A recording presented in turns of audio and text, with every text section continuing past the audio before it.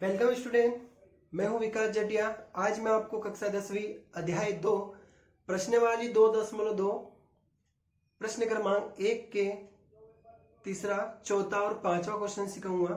पहला, दूसरा और छठा क्वेश्चन आपको स्वयं करना है और मुझे सेंड करना है, ठीक है। तीसरा, चौथा, पांचवा क्वेश्चन जो है वह भी सिंपल ही है, लेकिन पहले क्वेश्चन में जो कुछ सवाल मुझे कराने हैं तो मैं आपको तीसरा, चौथा और पांचवा करा रहा हूं। बाकी पहला, दूसरा, छठा आप करिएगा, ठीक है। तो हम स्टार्ट करते हैं।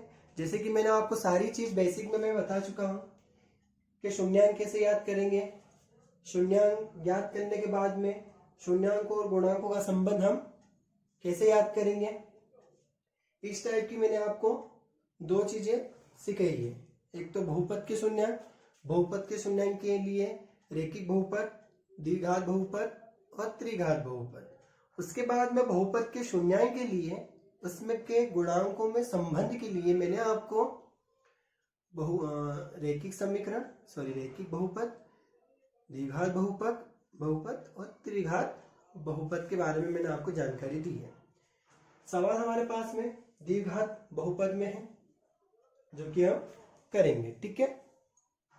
अब देखेंगे हम कि जैसे कि मैंने आपको उस दिन समझाया था जब मैं उदाहरण क्रमांक करवा रहा था कि कोई भी द्विघात समीकरण 210 घात के नियम का पालन करनी चाहिए, तब जाके उसकी क्या होगी, गुणनखंड विधि होगी। तो यहाँ 210 का नियम का पालन कर रही क्या ये जो बहुपद हमें दिख रहा है। तो इस बात का ध्यान रखना कि सवाल में जो बहुपद है, जो सहसमीका है, वह ऐसे बिना क्रम के भी आ सकती, लेकिन क्रम क्या है इसका, जैसे कि एक्स स्क्वायर, उसके बाद में एक्स घात 1, फिर बिना एक्स वाला, ऐसा इसका क्रम है द्विघात बहुपद का। लेकिन सवाल में यह भी हो सकता है कि वह उस क्रम को बदल दे, ठीक है। जब वो क्रम को बदलेगा ना तो वो किसी एक साइड में, किसी एक और ही वो क्रम को बदलेगा, या तो वो एलएचएस में बदलेगा या तो फिर वो आरएचएस में बदलेगा। अगर एलएचएस और आरएचएस नहीं होंगे तो वह उसके स्थान पे भी उसके जो जगह है वो चेंज कर सकता है। जैसे 6x², अब इस -7x को मैं बीच में लिखूंगा और -3 को उसके बाद लिखूंगा, लेकिन यहां पर चिन्ह चेंज नहीं होंगे। क्यों नहीं होंगे? क्योंकि यहां पर हम संख्या को एलएचएस से आरएचएस की ओर नहीं ले जा रहे, और यहां पर बराबर भी नहीं है, एलएचएस से आरएचएस की ओर नहीं ले जा रहे हैं, सिर्फ केवल हम एक स्थान से दूसरे स्थान में उनकी जगह चेंज कर रहे हैं। लेकिन अगर यही संख्या बराबर के अदर साइड जाती या बराबर से इधर आती तो इसके जो चिन्ह है वो चेंज होते, लेकिन हाल फिलहाल इनके चिन्ह चेंज नहीं होंगे। तो ये -7x as it is -3, right. अब यहाँ 210 का नियम का पालन कर रही है। अब हमें करना है कि x² के साथ में जो संख्या रहती है 6, उसका मल्टीप्लाई पीछे करना है। तो +6 का -3 में करेंगे तो हमारे पास में आंसर आएगा -18, ठीक है। अब -7x का हमें ऐसे टुकड़े करने हैं कि प्लस माइनस करने पे तो -7x आ जाए, और उन्हीं टुकड़ों का मल्टीप्लाई करने पर -18 आ जाए। तो हम टुकड़े करेंगे इसके -9x प्लस के 2x, माइनस प्लस -9x में से 2x गया तो 7x, बड़ी संख्या माइनस की है तो -7x। अब इन्हीं टुकड़े की जो हमारे पास में अंक के जो डिजिट है उनका मल्टीप्लाई करेंगे तो -9 × 2, ये माइनस का, ये प्लस का, तो 9 में 2 का इंटू करा तो 18, और बड़ी संख्या माइनस की तो -18। तो देखिए मल्टीप्लाई करने पे 18 आ रहा है। तो इसका मतलब ये है कि हमने जो टुकड़े लिए हैं वह एग्जैक्ट सही है। अब हम इन टुकड़ों को 7x की जगह लिखेंगे, ठीक है। अब हमारा इस -18 का कुछ भी काम नहीं है, यह सिर्फ टुकड़ा करने के लिए हमें लिखना पड़ता था। अब इसका कोई रोल नहीं, ठीक है। अब हम आगे देखेंगे 6x² - 9x प्लस का 2x - का 3। अब हम पहले के दो और लास्ट के दो में से कुछ कॉमन लेंगे। तो पहले के दो में से जब हम कॉमन लेंगे तो यहाँ पर 3x कॉमन आएगा, क्योंकि 3 की डबल में 6 भी आता है, 3 की डबल में 9 भी आता है, तो ऑब्वियसली 3 तो कॉमन आएगा। x यहाँ पर 2 बार है, यहाँ पर x एक ही बार है, तो एक बार तो कॉमन ले सकते हैं। तो यहाँ पर बचेगा 3 की डबल में 6 2 बार आता है तो 2, x 2 बार है तो एक बार, माइनस 3 की डबल में 9 3 बार और x एक बार ही था तो कॉमन आ चुका है। अब यहाँ जो ब्रैकेट बना है ना, सेम टू सेम ब्रैकेट यहाँ बनाना है।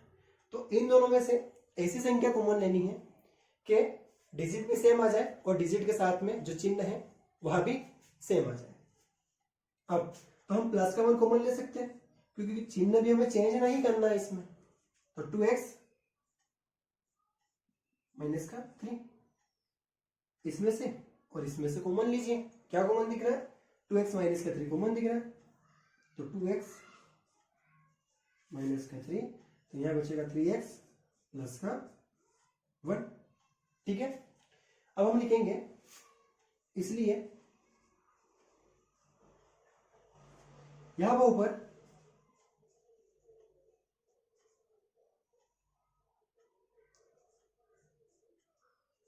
ऊपर शून्य का मान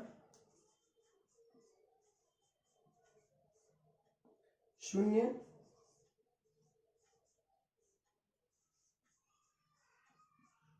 होगा। इस बहुपद के बराबर में हमें 0 रखना है।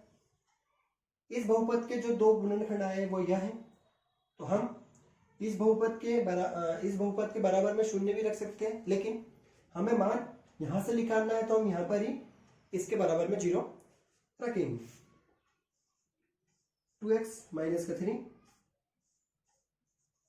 3x प्लस का 1 बराबर 0, दोनों के बराबर में 0 रखेंगे। 2x माइनस का 3 बराबर 0, कॉमा 3x प्लस का 1 बराबर 0।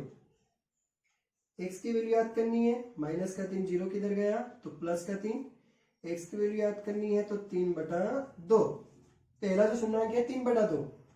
अब x का दूसरा मान याद करना है, प्लस 1 उधर गया माइनस का 1, 3 और x का संबंध गुणे का है तो कहाँ गया बटे में, तो x का मान माइनस का 1/3। पहला जो मान है वो अल्फा है, अल्फा का मान 3/2 और दूसरा को हम बीटा मानेंगे, बीटा का मान माइनस का 1/3। ठीक है, अल्फा बीटा का मान हमारे पास निकल चुका है। अब हमें जो बहुपद दे रखा है उसकी हम तुलना करेंगे, व्यापक रूप से तुलना करेंगे। क्यों? क्योंकि हमें एबीसी के मान वहां से याद करना है। तो लिखेंगे बहुपद की तुलना व्यापक रूप ax स्क्वायर प्लस का bx प्लस का c बराबर 0। ठीक है, अब a का मान क्या होगा यहाँ पर 6, b का मान माइनस का 7। देखिए x वाला है तो x वाले के साथ में ही तुलना करना है, 3 के साथ में नहीं करना, क्योंकि 3 तो अचर पद है। b का मान माइनस का 7 और c का मान माइनस का 3। ठीक है, एबीसी का मान निकल चुके हैं। अब हम द्विघात समीकरण का पहला सूत्र लगाएंगे, शून्यांकों का योगफल, उसके बाद में शून्यांकों का गुणनफल लगाएंगे। जब शून्यांकों का योगफल लगता है तो बराबर में क्या होता है, माइनस का x का गुणांक बटे में x स्क्वायर का गुणांक। यह द्विघात बहुपद के लिए फॉर्मूला है। शून्यांक का योगफल बराबर माइनस का x का गुणा बटे में x स्क्वायर का गुणा। ठीक है, शून्यांकों का योगफल की जगह हम शून्यांक क्या मतलब अल्फा बीटा की बात चल रही है, तो यहां पर अल्फा प्लस बीटा भी कर सकते हैं, है ना। x का गुणांक, तो x का गुणांक क्या है b है, माइनस फॉर्मूला में ही है, और x स्क्वायर का गुणांक क्या है a है। अल्फा का मान 3/2 और बीटा का मान माइनस का 1/3। माइनस अपनी जगह पर ही, बी का मान माइनस का 7 और ए का मान 6। 2 और 3 का एलसीएम करेंगे तो 6 एलसीएम आएगा। 6 में 2 का डिवाइड करेंगे 3 का मल्टीप्लाई 3 में करेंगे तो 9 और 3 का डिवाइड 3 में, 6 का डिवाइड 3 में करेंगे तो 2 का मल्टीप्लाई ऊपर करेंगे तो ये प्लस माइनस माइनस हो गया, 2 एकम 2 और यहाँ पर माइनस माइनस प्लस तो 7/6। इधर 9 में से 2 गया तो 7/6 बराबर 7/6 बराबर आ चुका है। इसका मतलब है अल्फा बीटा का मान सही है और हमने गुणांकों में संबंध भी याद कर लिया। लेकिन अभी जो हमने गुणांकों में संबंध याद करा है वो इस व्यापक रूप के बी और ए से करा। अगला जो फॉर्मूला लगेगा उसमें सी और ए आएगा। ठीक है, तो यहां पर लिखेंगे हम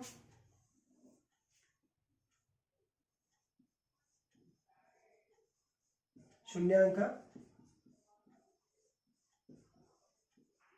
गुणनफल बराबर अचर पद बटे में एक्स स्क्वायर का गुणांक।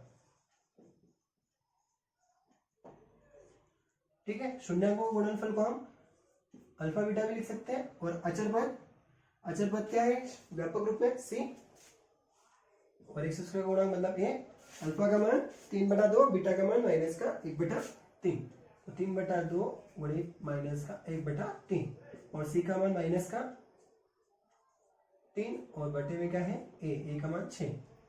3 एकम 3 तो माइनस का 1/2 यहाँ पर बचा, यहां से भी ये कट गया 1/2 तो यहाँ पर भी माइनस का 1/2 बचा। गुणनफल के फॉर्मूले में भी हमारे पास में LHS बराबर RHS आया है। इसका मतलब यहाँ अल्फा बीटा का मान सही है। अब हम अगली वीडियो में इसका क्वेश्चन नंबर 1 का चौथा क्वेश्चन करेंगे। धन्यवाद।